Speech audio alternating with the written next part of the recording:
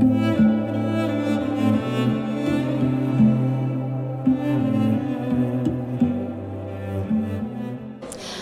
I'm Anya from Shalom World News, and I'm here with Father David Vard from Stradbally in the Kildare-Loughlin Diocese in Ireland. And I just would like to ask you, Father David, we have just experienced a very profound, moving ceremony, the funeral of our dearly beloved Pope Francis. How do you feel at this moment in time?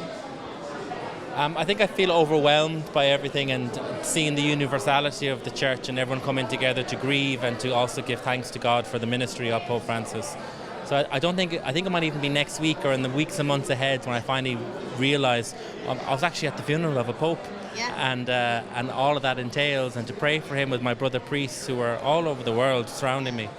So at the moment, overwhelmed, delighted to have been here, obviously tinged with sadness that we are here, but it was beautiful to be here. Yeah. It really is a moment of togetherness, isn't it? Yeah.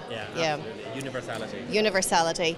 And could I ask you, how has Pope Francis influenced or impacted your vocation and your priestly ministry?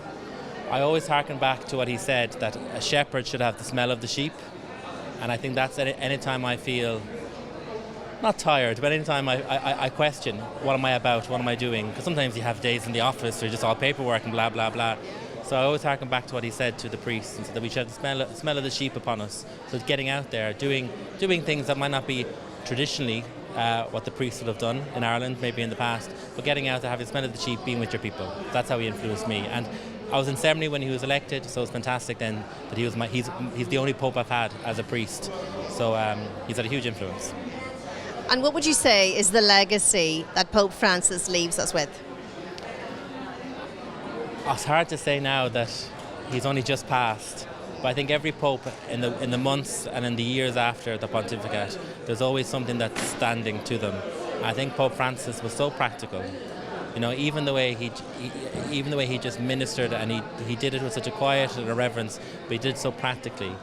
And I think if we look back on our three popes, the three previous popes, you know, John Paul told us what to do, Benedict told us why we do it, and Francis showed us how to do it.